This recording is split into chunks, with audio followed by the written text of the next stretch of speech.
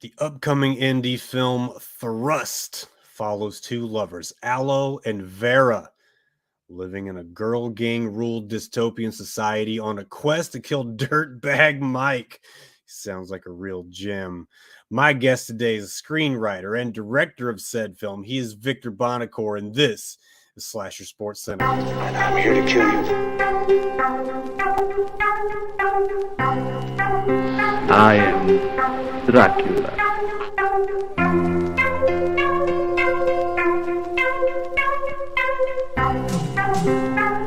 You say that I have shed innocent blood.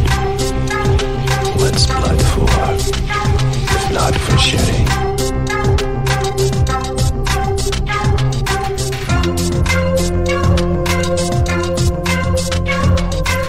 6-year-old child with this blank, pale, emotionless face, the blackest eyes, the devil's eyes.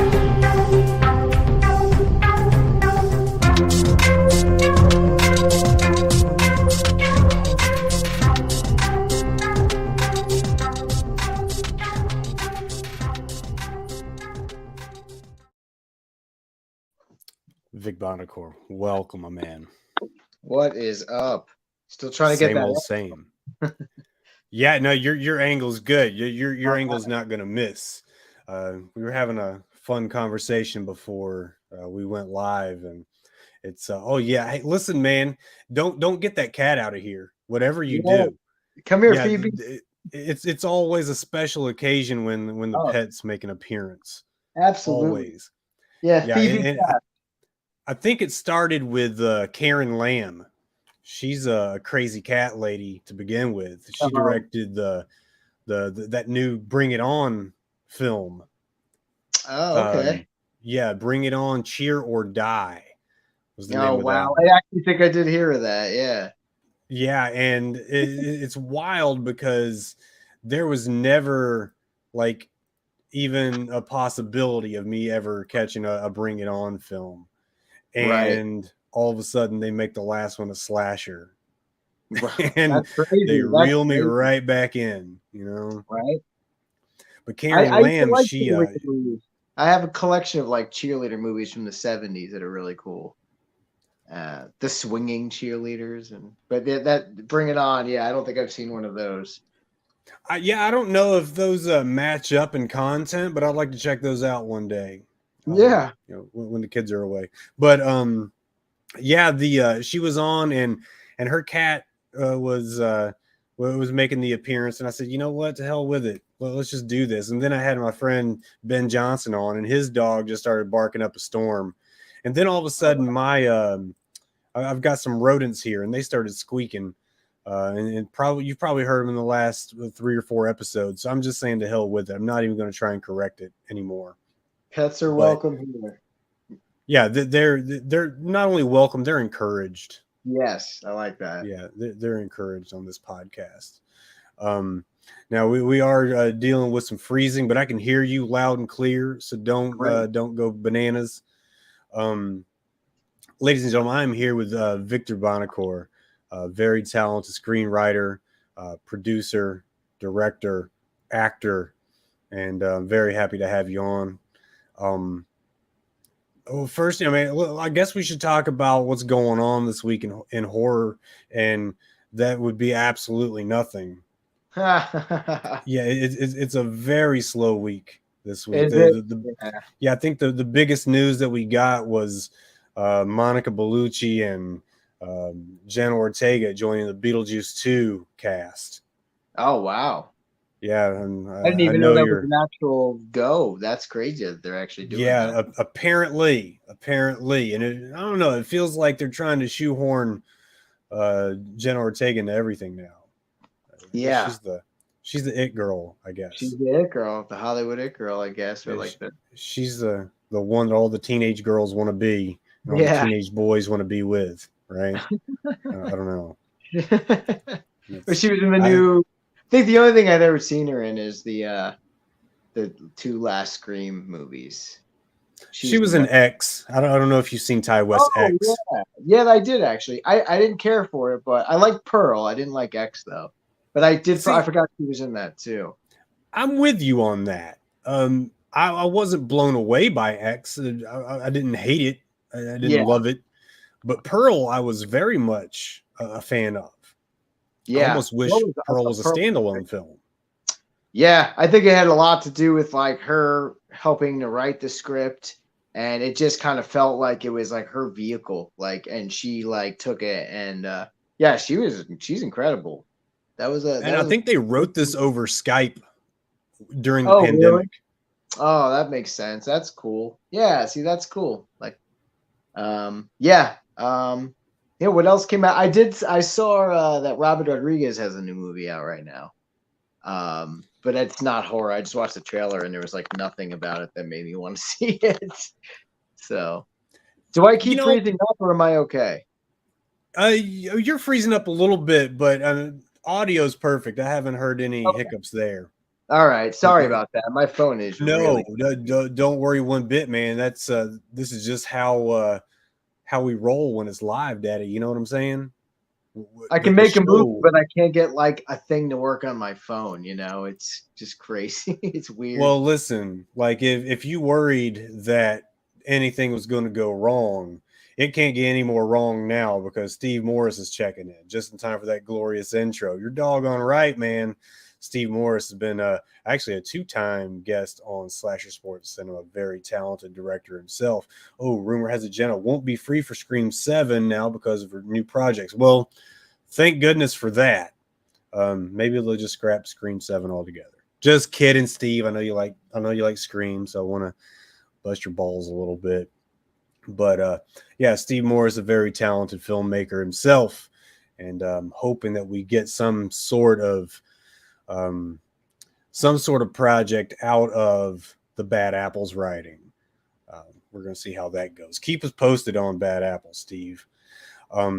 But Victor, listen, man, I was educating myself on your work, and I saw that you made like a retrospective type of documentary on one of my very favorite slasher films of all time, and that was Madman.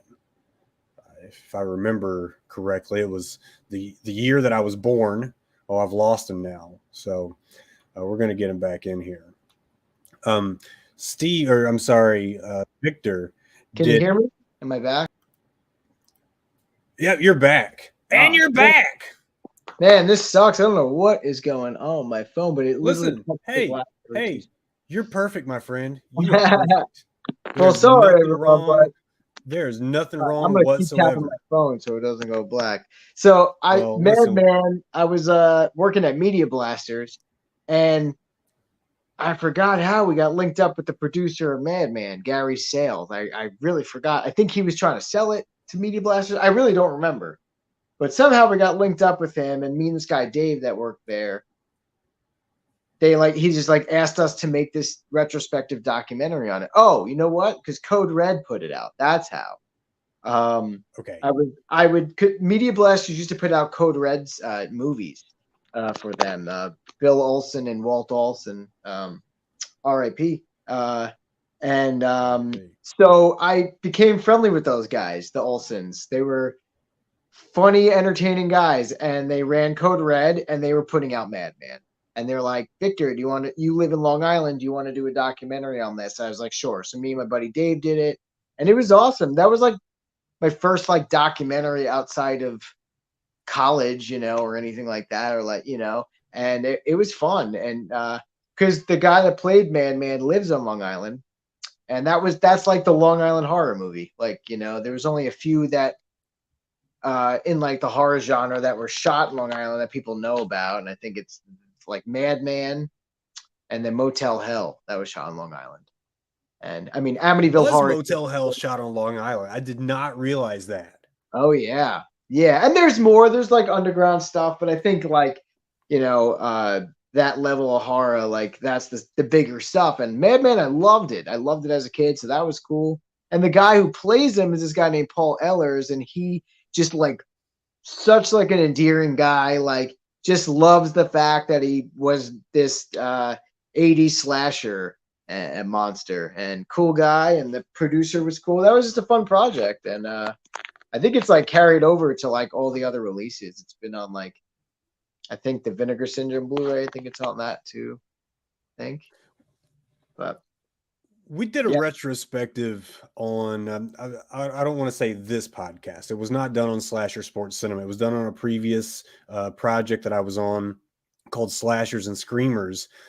Three very good friends of mine and I got together and we wanted to do a weekly podcast where we just chose a film, pulled it out of the air, and just went back and looked over it, the absurdities, the greatness of it. Maybe poke fun at some of the dialogue or the happenings, maybe even talk a little bit too much about the size of Scout Taylor Compton's bottom. You know what I'm saying? That cake. Okay. She's caked up. She's pulling a wagon these days, but we're not going to talk about that.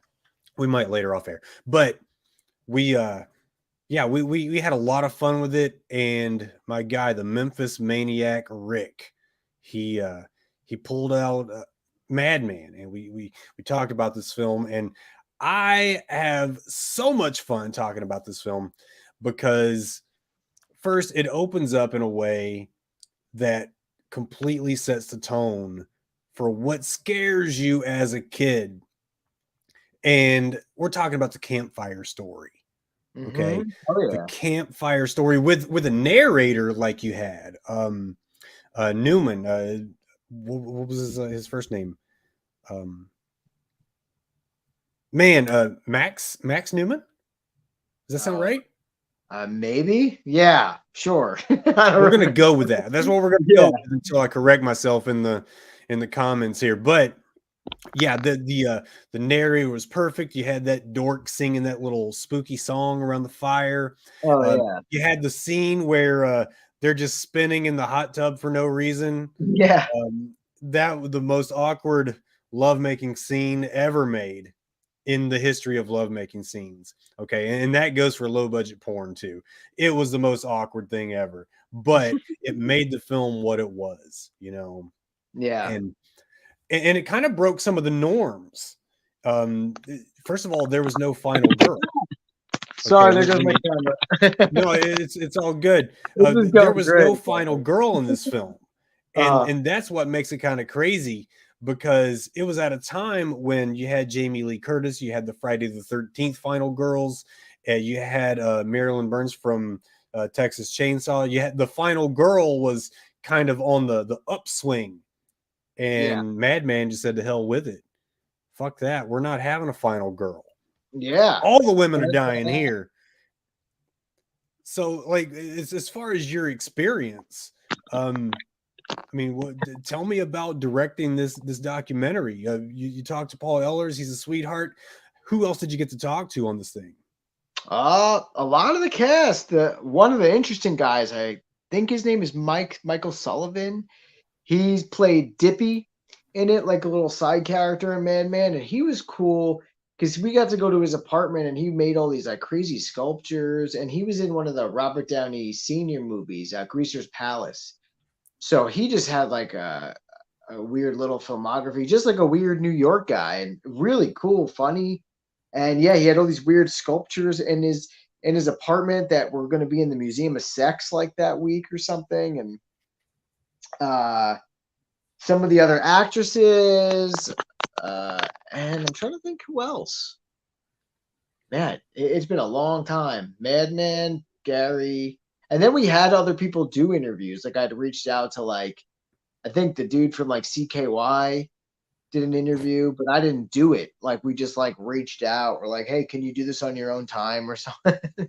And then like part of the fun of that too was reaching out to people who made like fan films and stuff, because there's like a lot of like really dedicated fans of that movie, and you know, one of a fan film that was super fun. Listen, like this film doesn't get talked about enough amongst the greats. It wasn't any more absurd than anything else that came out in the early 80s and late 70s. Yeah. It wasn't campy. It was done with a lot of heart. Okay. It wasn't purposely done poorly. Like, right. You know, like ironic bad Yeah. humor in horror that kind of became the thing later on, especially in the Friday the 13th series. But Right. like, and the guy's Frederick Newman. He was Carl Fredericks at the time, Oh, but his okay. name in the film was Max. But Max, he got out of there scot-free because he said, "You guys have some beers, I'm bouncing." And I don't know if maybe they tried to make it seem like he was he was the killer or something. I don't know if they were trying to pin it on him and maybe use the backdrop of an urban legend. But man, this film to me is probably a top 10 80s slasher, and it ain't number 10. You know what I'm saying? So that's I guess we can move on from Madman, but because I totally didn't prepare you for talking about Madman today. So that one's on me. I had just wanted to bring it up because you made the documentary. And so I do urge you all to go out and check out this documentary. We're going to have a link to that in the comments, or I'm sorry, in the episode description to this episode. Now Steve has a question. We just lost Vic again. He'll be back in just a second. Here we go. Do you see this question from Steve Morris? No, I can't see. Oh, wait, Victor, what sort of genre or subgenre do you hope to tackle as a filmmaker, and what would you want to do on the project, such as act, write, and direct? What sort of genre or subgenre? That's a really awesome question. I want to do. I think a musical would be fun, actually, like some kind of wacky musical. Like a horror musical? Not even like, I don't know. Like, I'm a big fan of the movie Jesus Christ Superstar. Right And on. I like Tommy and the John Waters musicals, and I don't know. I think it'd be fun to do a musical. But I also like, speaking of Madman, I always wanted to do like a camp movie at a camp. I think that's the rite of passage, isn't it? If you're going to do slashers, at least have a camp movie. Yeah, actually, Sleepaway Camp is that's my favorite slasher. That's one of my favorite movies of all time, and top 3 for me. I love it. And yeah, I mean, it'd be fun to do a camp movie. I guess there's a lot. There's a lot, but yeah, I think it'd be fun to do like a wacky musical or a camp movie. How about a camp musical at a camp? Well, we haven't had enough horror musicals, if I'm being honest. We had Repo. We had oh yeah, that's right. Yeah, Repo's the last great one I think that there was, and I do think that one was really fun. But you've got the resources. You got the in with a lot of good musicians. We're going to talk about some of them very shortly, and especially when we talk about Thrust, which I guess we should go ahead and do. I mean, Thrust, it's called a post-apocalyptic girl gang thriller. That's those are my words. Okay, correct me if any of this is off base, but I'm thinking like the Lizzies from the Warriors meets Mad Max with a dash of Stand By Me. How close am I? How close am I? I dig it. Yeah, that's cool. Give me the lay of the land, or I guess like the setting and overall universe you're dragging us into on Thrust. Yeah, like if the whole world was run by the Lizzies, and the Warriors. Like, yeah, I love that movie so much, obviously, and yeah, definitely hints of that. Definitely hints of like, yeah, there's a lot of stuff. But yeah, you're on it. You get it. Thank you. When I think post-apocalyptic, Mad Max is always the thing that comes to mind. But Sure. and it's an easy blueprint to follow if you want to cheat. If you want to copy off somebody else's homework, you did your own thing here. You were kind enough. And I am very gracious. I'm very, very humbled that you would allow me to screen your film, and I had a lot of fun doing it. It's 2 hours of some absolute fun. Okay, fun dialogue. And listen, I really don't like to use the word fun when we talk about a horror film, but I Hmm. found myself smiling and laughing at certain parts, and in other parts I'm like, yeah, okay, there's no way that I would allow that to happen to me. So I'm getting, that male ego in there. And this is probably a natural thing when a man thinks about women running the world. Okay, this is like Planet of the Apes, except they're women. Planet of the Women. Get your Oh hands yeah, off me, you filthy woman. Right? This, but women hey, we're run. at their mercy in your universe here, and it's something to wrap your head around. It's you had a lot of talent in this film, Oh and yeah, from a lot of different backgrounds. yep. You had, yeah, different levels of experience even in this film. Some people I've been familiar with, some people not so familiar with. Um, Some but non-actors, yeah. yeah, absolutely, absolutely, and like you pulled the hat trick in this film. You're a screenwriter, a director, and you have an acting part. You probably did a lot more than that, but I'm going to call it the hat trick just because slasher sports is also have sports. So we got to make some kind of Sure. sports metaphors for those dorks on the athletic side, right? Right Talking about on. you, Christian Rao, and you, Steve Feck, and you, Sean Doyle, but you pulled the hat trick: screenwriter, director, actor, other things. But you have some co-writers on this one as well. Aaron Brown and Hannah Narodika are listed as co-writers on Thrust. Well, tell me about the dynamic between the writing team. That's a good question. Yeah, so Hannah wrote the original story for this. The original. Are you allowed to curse on here? Fuck no. Okay. Well, Hannah wrote the original story, and it was called Shit Fuck, the Vile Love Story.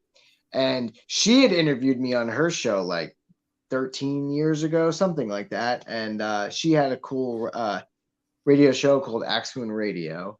And she was telling me about that story. And I'm like, that sounds amazing. I'd love to read it. She sent it to me. I loved it. It was like 4 characters. It was just Punk Kid, Dirtbag Mike, Aloe, and Vera. That was it. And I loved it. And I was like, I think I can make this into a movie. And I just developed the script over years. I mean, literally like 10 years worked on it. Not like continuously, but I'd work on it. And then I'd meet somebody in my life and I'm like, they're going to be Aloe. And then that would change. And then I'd write it.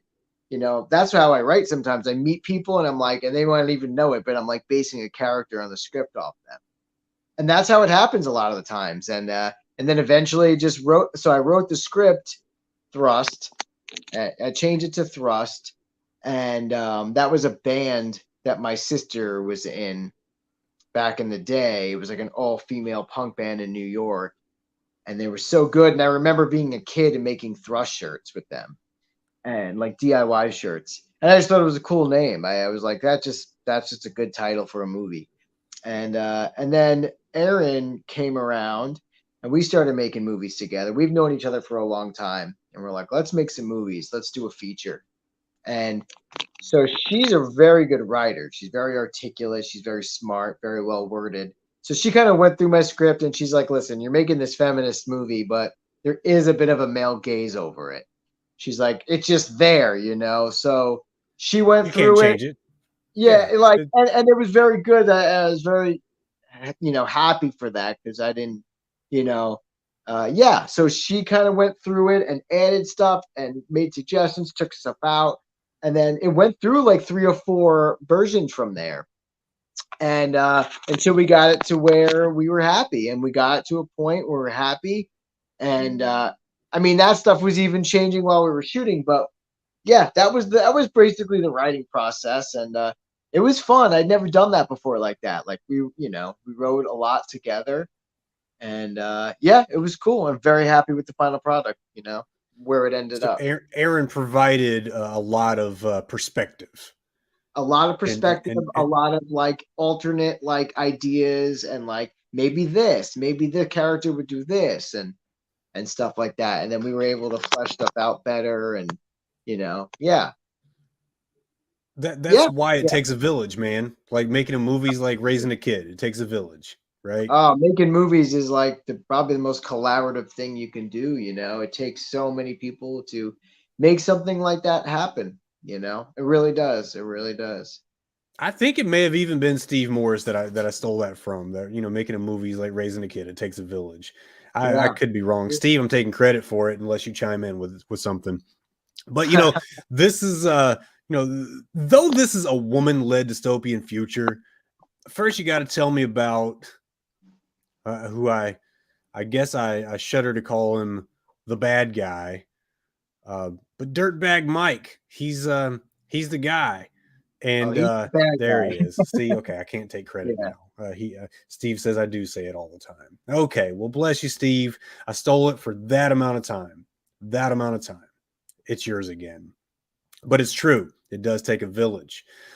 So I tell you what, for every villain, there's a hero, and in some cases two. And later on, I do want to hear about Aloe and Vera because, I mean, this is them. This is their story.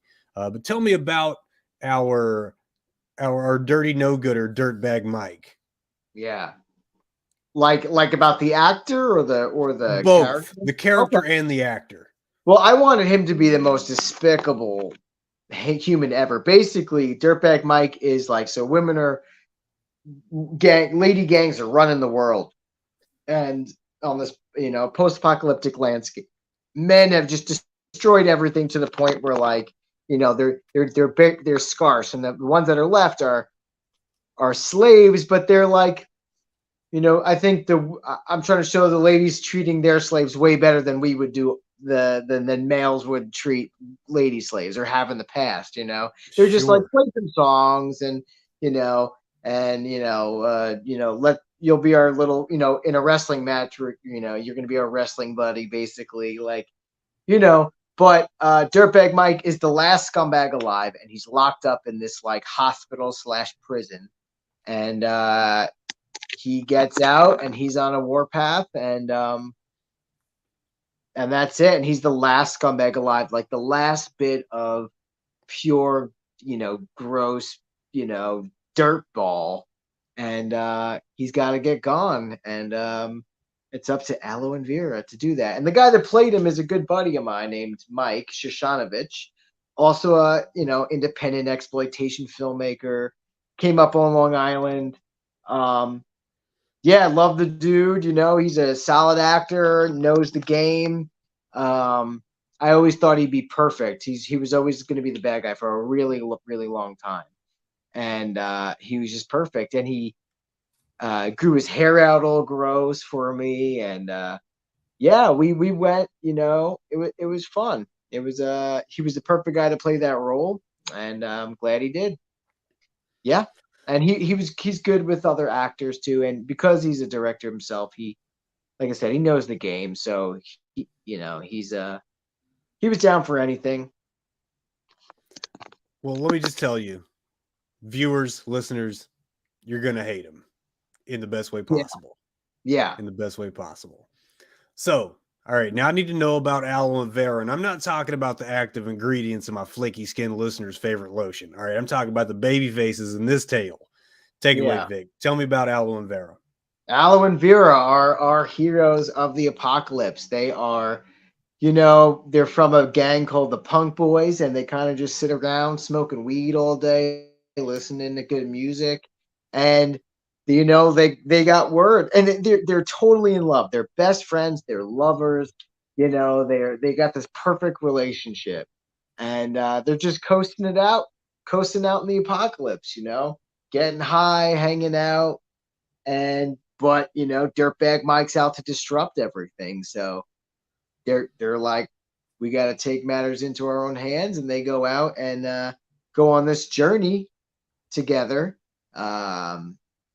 Based on love and passion, and they're gonna take out Dirtbag Mike, and that's it is your kind of movie, Steve. It is exactly your kind of movie, and we're gonna tell everybody how they can catch it at an upcoming festival very soon. We're gonna keep a wrap on that till the end, so stick around. and maybe it'll be in some of our necks of the woods.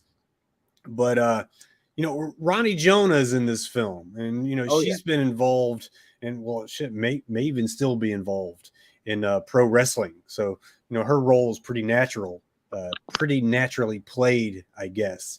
And I know Ronnie. I don't know Ronnie, but I know Ronnie from a previous film that I reviewed for a very good friend named Adam Freeman in Deadly Dealings. And Oh yeah, I remember that. Yeah, yeah. absolutely, and Ronnie is so talented. So Oh, she's been super. involved in a lot of Friends films, and I mean, anytime she's in, I'm in. She does a great job. But you know, the common thing between you two, and there may be a lot of common things, but is the pro wrestling thing. It's a no brainer to work with her, right? So, and there, I think there's more than one pro wrestler involved in this film, is there not? Oh, there's a lot of pro wrestlers. Yeah. Yeah, a Yeah, lot. you see, Yeah. this is something that was going to come up naturally, and you know, that segue was not done on purpose. Yes, it was, of course, it was. But you know, I'm a pretty big wrestling fan myself, and in case the viewing audience can't see your T-shirt, you're wearing a Gold Dust T-shirt. I'm wearing my Randy Savage cream of the crop. Look at that chest, and you know the wrestling love runs thick like mayonnaise through this podcast right now. Absolutely. I Big gotta fan. know Big what is it fan. you're doing with pro wrestling? You're doing something at like some live indie shows, are you not? Yeah.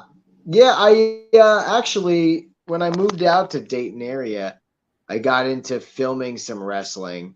Big fan. I love indie wrestling, and there's like a big scene out here. So I started going, and then through friends of friends, I got in and I started filming it, and it was awesome. And I started editing the shows, and I credit that with like making me into a really good editor because, or better editor because you have to be fast and you know 3 angles and it was fast. You had to pump that stuff out. So I filmed a lot of wrestling, and through that, of course, I met a lot of wrestlers. And yeah, they were some of the most talented people I ever met, and I was so like in awe of them, their talent, and their dedication, and all that. It's crazy, and they make great actors because they know how to, and they're like built-in stunt people. They know how to take a fall. They know how to make a punch look real. They know that stuff. It's just innate in them, and I love it. And they think they know how to emote. You know, as a wrestler, you have to emote and you know act in the ring. And I love wrestlers, and I love working with them. And they're always fun. You know, when you get them even out of wrestling and put them in a movie, they're great. They love it. My experience has been great with that. And yeah, and Ronnie Jonah was I had never worked with before. It was great to work with her, and I knew she had the wrestling background, and she was awesome. And she, yeah, and the other people, there's a ton of people in there. Jessica Havoc, who's on Impact, Ace Austin, who's in the Bullet Club now. God, Nate Wings, Georgia Lee Milton. There's so many. Aaron Williams, Queen Aminata, who pops up on AEW. Yep. Dark. I was gonna say Queen Aminata. Yeah, she's awesome. She was in a short film I did before that called Triangle, and she's awesome. Just like, and these people, you know, they I meet them through wrestling. That's it. I film their match. I shoot a promo with them, and I'm like, and then I figure out, oh, I want to work with that person. Be a really good actor. They'd be good for this scene. And yeah, so I love working with wrestlers, and I could ramble on and on about that stuff. But that was probably the most fun shit to shoot, was shooting a wrestling match in the middle of like a post-apocalyptic landscape. That I was knew it had to definitely. happen. I was waiting for it to happen, like seeing all the you know the wrestlers in the cast before I watched. I said there Yeah. has to be some kind of it, or at least like an epic fight scene, a la They Live, between Roddy Piper and Keith David or something. You know, something that just goes on and on. And Yeah. there's some fun fight scenes in the film, and I don't want to give too much away. One involves nunchucks, but the thing about wrestlers is they don't get a second take. Right. They're always live, man, and Right. they're prepared for no second take. So that's probably an advantage. Like you said, built-in stunt people, Yeah. but also built-in theater actors, Yeah. because they don't get the second take, and it's just Right. a different kind of acting. And yeah, I would say that wrestlers should make natural progressions into acting. It Mhm. doesn't always happen. Like some of the best examples you can think of, I guess, are like Dwayne Johnson and Batista. And I really want to say Batista, because Batista's done great in everything he's been in, especially like Knock at the Cabin. I was, very happy with that film. I'm very happy with him in that film, especially. You had Ron Weasley in there too, but I mean, Mhm. come on, you had Batista, and he kind of took the reins on the lead, I guess you could say, antagonist role, if that's what you want to call it. But yeah, this was an interesting cast, to say the least. And I do want to jump to one thing, and Sure. it's a different part of this film. But after your opening scene, during the opening credits, I guess, there is an amazing punk band performing a song I feel like I'm going to have on repeat for the next month. Who the Hell hell is yeah. that band? And what is that song? Because I can't get it out of my head. The band is the Midnight Creeps, and the song is Menstrual Institution. Mm. And they're awesome. They were like a band that I saw when I was like a young kid, going to punk shows, and I was like just enamored by Jenny, the lead singer. I thought she was like the coolest like person ever. I was like maybe 16 or 17 when I first saw them, and I was like, who is this band? And I mean, and she was just like scared me, but then I also was like loved her. Like she was just the coolest. Like I don't know how to describe it. And I loved their stuff, and I had their CDs, and they're one of those bands that survived. 20 years later, still listening to them. And I had run into them in Jersey when I was living there, and they played this little place called the Clash Bar. And this is when I was living in Jersey, like 12 years ago. And we went out with my girlfriend at the time and some friends, and it was like not a big turnout, but it was a really cool spot. And we hung out and talked about doing a video together. And that never happened, but we stayed in contact. And I was writing Thrust, and there's this band scene. I was like, no, they have to be in this movie. And they fucking came down from, they're in Rhode Island, I want to say. I hope I'm right there. Rhode Island? Is that where they are? I think they're in Rhode Island. And they own a bar there called the Scurvy Dog, like a punk rock bar. And Sure. they drove down and came to our set, and we shot with them all day, and they were awesome. And they think they built a little tour around that show, like the shoot. I think they went to Indiana and played in Indiana, this place called the Melody, I believe, and did like 2 or 3 shows. But it was amazing. It was a dream. It was surreal. And I'm supposed to be going up there. We were going to do a screening up there, and like have them play. So we're working on something with that. Yeah. But yeah, love them. Listen, They're awesome. Check out the Midnight. you and me both. Okay, you and me both. This was my introduction to them. Okay, and let me just tell you, I got on a very big 80s kick very recently. And and it happened because of a rewatch that since my childhood, of watching The Toxic Avenger. Okay, I decided I want to sit down and rewatch The Toxic Avenger, because a lot of the people that I'm talking to on this podcast have some sort of ties to Trauma Entertainment in some way or another. Okay, and I haven't had Uncle Lloyd on yet. Maybe one of these days. That could be maybe the pinnacle of my existence if I can't get Bernadette Peters on first. If you're listening, Bernadette. She's not listening, but it would still be great. I'll take one or the other. I don't care which. But I went back, I watched The Toxic Avenger, and I forgot about this opening scene where they're all in the gym. You got all these different types of people in the gym, and there's a song playing as the mop boy is fucking up the place. And a guy's worried about having a pinch of fat on his stomach and he's just pumping out, on the bench press. But the name of the song was Body Talk, and Body Talk was performed by Sandy Farina. And if I told you that I listened to that song a couple of times per day for the next month, I would be lying, because a couple is not enough. I got on this kick because of Body Talk, and I went and re-downloaded Eddie Murphy's Party All the Time and a whole shit ton of Hall & Oates. And it happened, and all this stuff happened because of that opening montage. That's awesome. On the Toxic Avenger. It just opens up a can of freaking worms, man.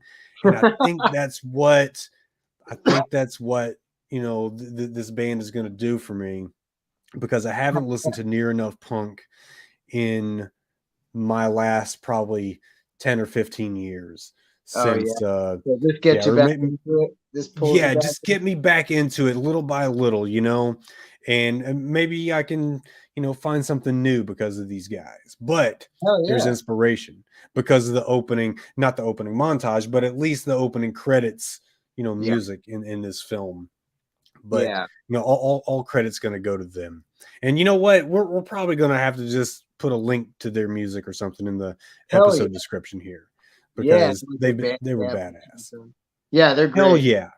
Hell yeah. Visit their bar. If you're in Rhode Island, they got a bar called the Scurvy Dog. Go check it out.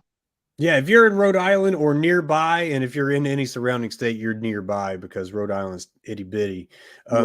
Hit up the Scurvy Dog, man. Yeah, I love it. Now, I guess I want to know about some of your crew on this film.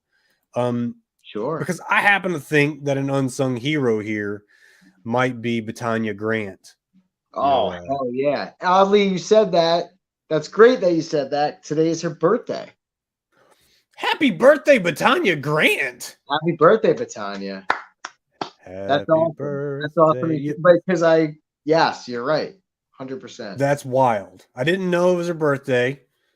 I'm just, I'm out here talking shit because of things I happened to notice in the film. I thought to myself, this costume designer, who is it? Lo and behold, Betania Grant. Speak of the devil and she shall appear. But this was a spectrum of maybe over the top down to the bare minimum.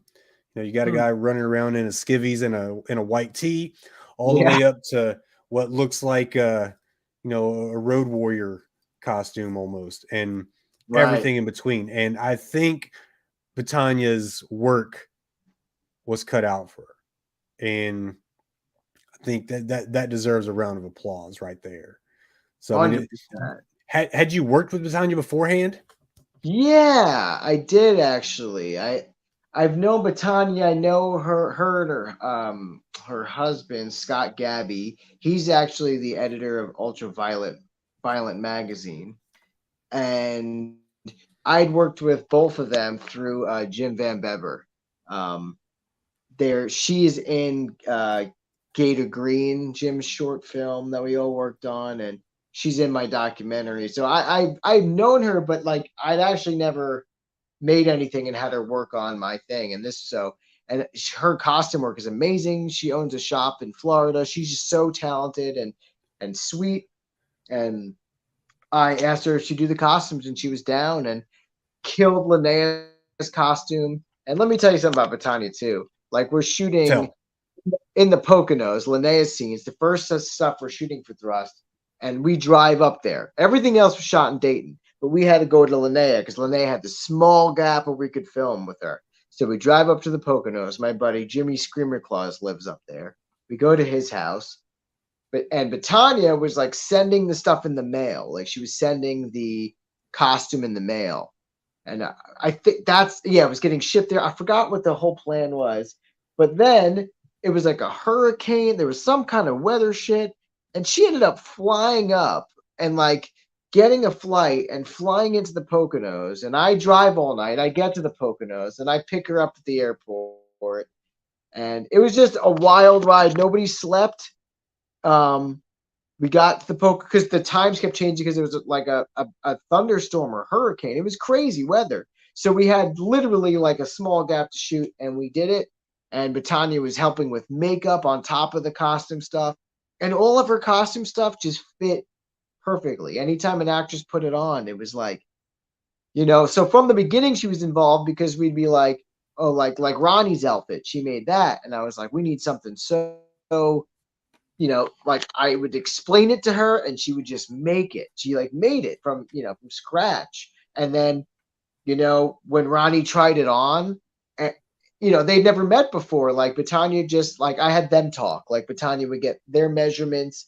It's in a pro. I don't need to know that stuff. It's like that's their, that's Batania's gig, and she knows that stuff, and she can ask them their sizes and whatever, and get their measurements, and she just killed it and loved it, and it helps bring the movie to life. I mean, she did the patches, the toe jammers, the roller derby squad. She did their back patches. She just made those, like designed them, and she did the last of the good ones back patch, all that stuff, Linnea's stuff, yeah, and even like the Aloe shirt.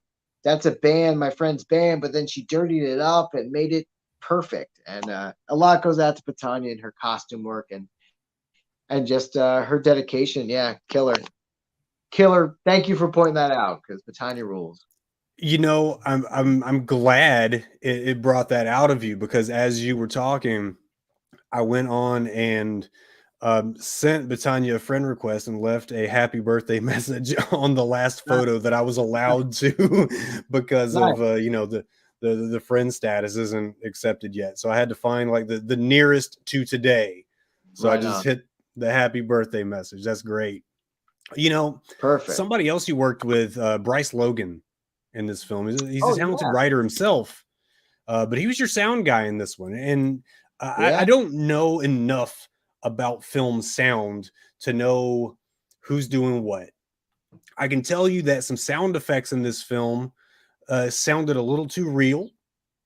Maybe some stab wounds. I felt worried for the actor because they sounded like they were really happening.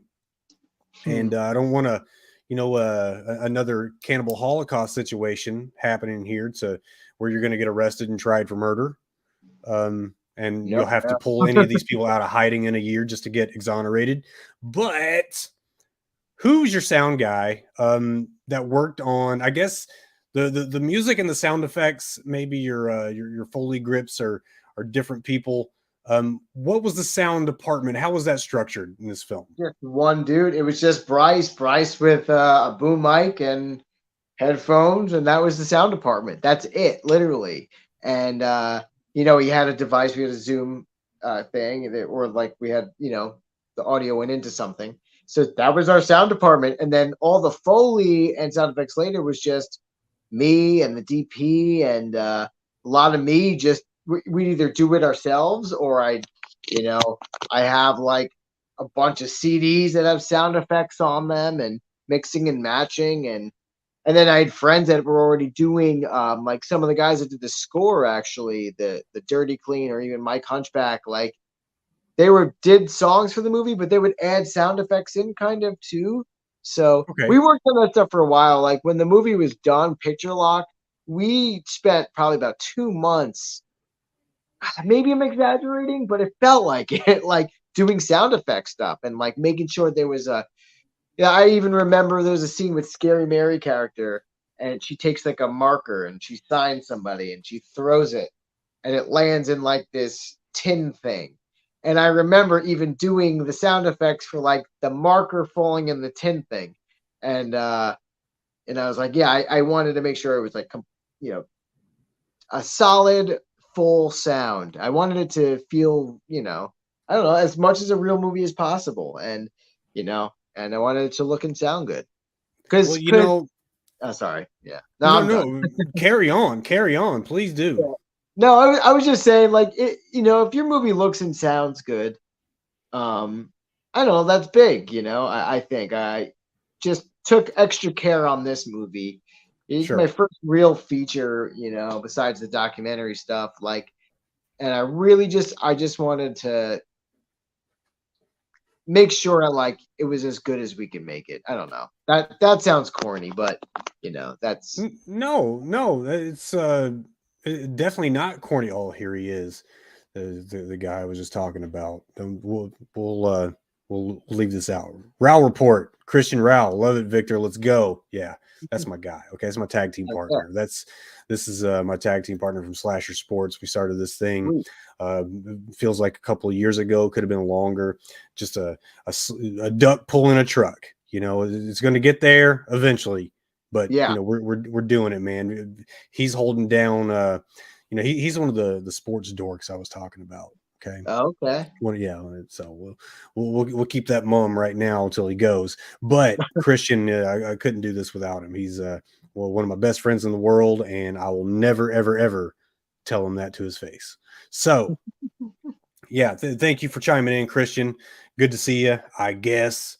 But Victor. Yo. No genre of film depends on sound like horror film depends on sound. Okay, this is comedy, a lot of sight, dialogue, fine, not so much on the sound of the film. The rom-coms, the romantic films doesn't depend on too much of the sound. Maybe some of your high budget porn films depend on some sound, but horror depends on sound. Okay. I remember the first time that I noticed when a sound, I guess a piece of sound was missing. Okay. I was watching WCW back during the Monday Night Wars. Okay. Lex Luger picked up a big, a steel plate, and he hit a bad guy in the head with it, threw it down, and it made no sound whatsoever. And my stepdad and I look over at each other like he had a little plastic piece of something and it didn't work out. I'll never forget that moment, because around the same time was when I watched a film called The Dark Ride. Okay, and The Dark Ride is a very obscure kind of captivity type horror film. When is it from? And man, you're gonna call me out and I'm not gonna know. But The Dark Ride, it was late 70s, early 80s, very grainy, but I had never seen it. Okay, this was one of those that I was kind of forbidden to see as a child. I had to sneak and watch Friday the 13th Part 2 for the first time when my parents went on a date night. Okay, so I never got around to The Dark Ride because it didn't have a masked guy on it. Okay, and as a young kid, I want the mask, I want the weapons. This was a little more cerebral, maybe for a more intelligent audience than what Friday the 13th Part 2 would have been for. Right. But I remembered some of the like the sounds of the van door opening, and you just could feel how heavy that door was, because this is a Chevy van probably, and those doors are pretty weighty. So like just small things like that really put a film together. And if your sound is missing in horror, you're missing a whole lot more than you think you are. So I think you've done a great job with Bryce here. Bryce is a badass as a writer. As a producer, he's made some fun stuff, and I believe the name of this film that I'm thinking of has the word murder and has the word silk in it, and I can't remember the exact title. That Bryce did? Yeah, I think so. I only saw one of his movies, and it was really good, and it was like had bird in the title. But Bryce is awesome. He's a fellow Dayton guy, and he's just a great dude. So, you got this film going to the Shaka Go-Go Film Festival. Oh, okay, that's going to be in June. I don't have the exact date. You want to give us the rundown on how to attend that one if you have it handy? Absolutely, yeah. So the Shaka Go-Go Fest will be June 22nd in Beverly Hills.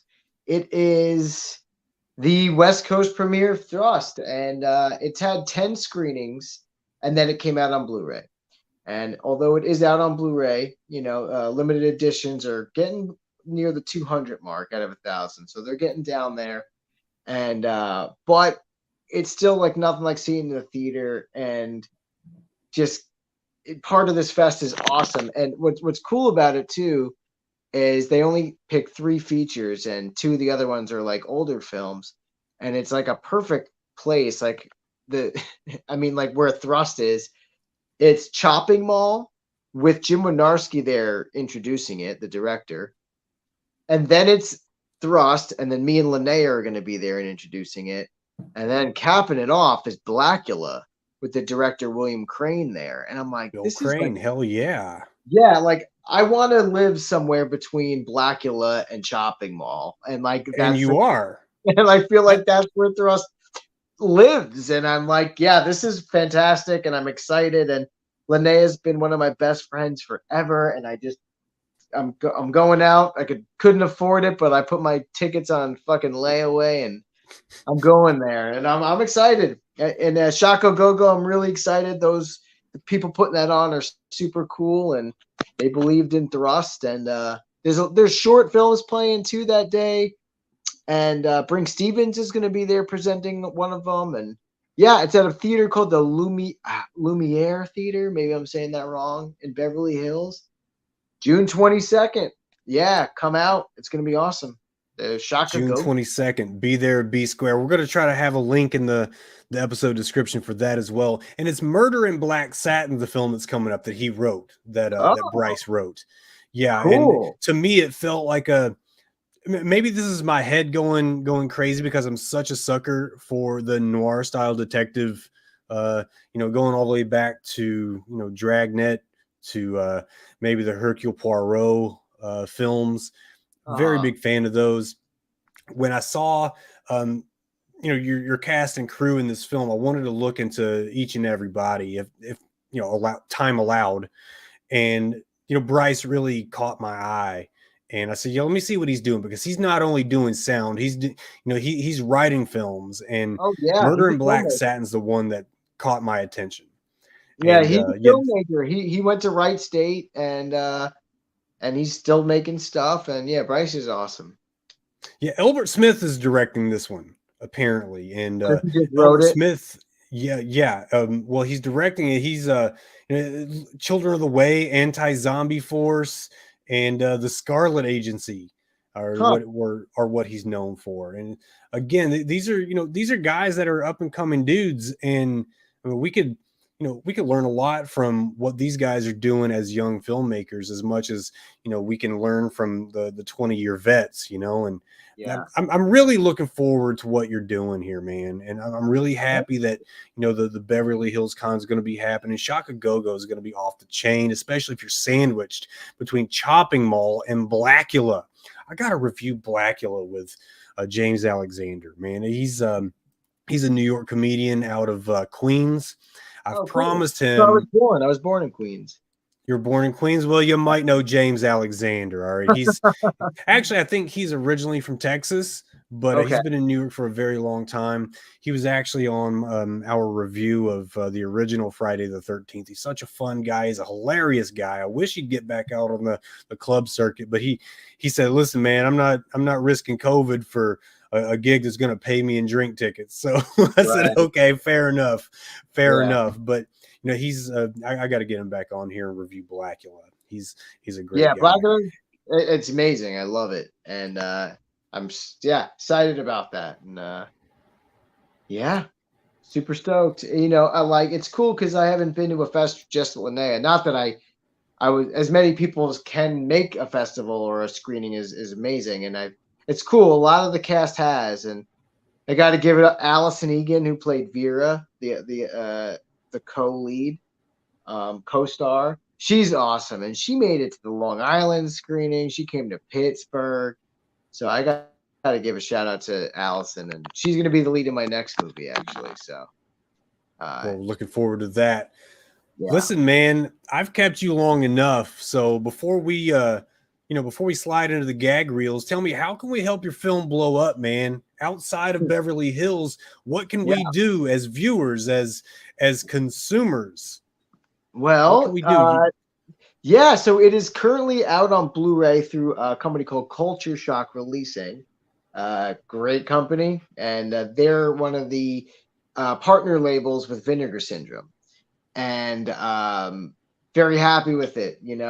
So you can get it on Culture Shock Releasing's website or Vinegar Syndrome under the partner label section. It's on Blu-ray there, and occasionally at conventions and stuff. So yeah, pick up a copy. Pick it up directly from one of those websites or come to the screening. I think our distributor is going to be in Beverly Hills at the screening. So I think they're going to have but yeah, come out, support a screening, just support independent cinema. I'm just very gracious that people believed in it and it's gotten this far. So yeah, if you haven't supported it already, and have a couple extra bucks, please give it a watch. It's not online yet. It's not streaming. It's just on good old Blu-ray. I'm working on a link. VHS. Yeah, I'll send you the link. That would be great. Working on a VHS release right now. Can't say anything because it's not finalized, but I'm hoping. Sure. I'm hoping so. Well, yeah, we'll wait for that word as well. And yeah. These links, guys, are going to be in the episode description. On our way out, let's get this this question here. Who are your top horror inspirations? And then we'll ride into the sunset. Top horror inspirations. Oh wow. Actor, directors, or whoever inspires you. Man, so any many of the above. I mean, Linnea always inspired me. The Scream Queens always inspired me. George Romero. Hell yeah. I mean, I'm just thinking horror, like Kubrick. Frank Henenlotter. Frank Henenlotter, probably the unsung hero. Like I love his work so much, and got the pleasure to work with him too, actually on a movie. And yeah, I mean, Herschel Gordon Lewis, Andy. Oh God, I'm forgetting his name now. God, who was I thinking of? Andy Milligan. God, that drew a blank. I love his stuff. I love that low budget stuff. It's got a lot of heart. Milligan is a badass, man. I Complete love badass. Yeah, that's horror. I get made fun of for the way I say horror all the time because hey, you're the second person that's been on this show that I've actually audibly or mentally told myself that the way you say horror is the other one is oh my god, he's gonna kill me because why can't I think of his name? I shouldn't have even said anything. Scott Bradley. God, Scott Bradley says it the same way. It sounds familiar, actually. That guy. Yeah, he's got a podcast. He's a very big horror advocate. Sweetheart of a guy, man. I would have that guy on any day of the week. Does he wear Sweetheart a of a guy? I love it. Say it again. Does he wear like a cowboy hat? Sometimes. I think he does. I think I know what you're talking about. Yeah. S.A. Bradley, Scott Bradley, Hellbent for Horror is that guy is. Yeah. Yeah, of course you do. And I don't know why I couldn't think of the name. I guess because I was trying to go with the initials, and I said just say the first name, Scott Bradley. We're good. Once I got that. But Vic, it's time to ride into the sunset, man. I want to thank you very much for coming on to the Slasher Sports Cinema podcast, man. You've been a hell of a guest. Thank you very much for your time. Fun.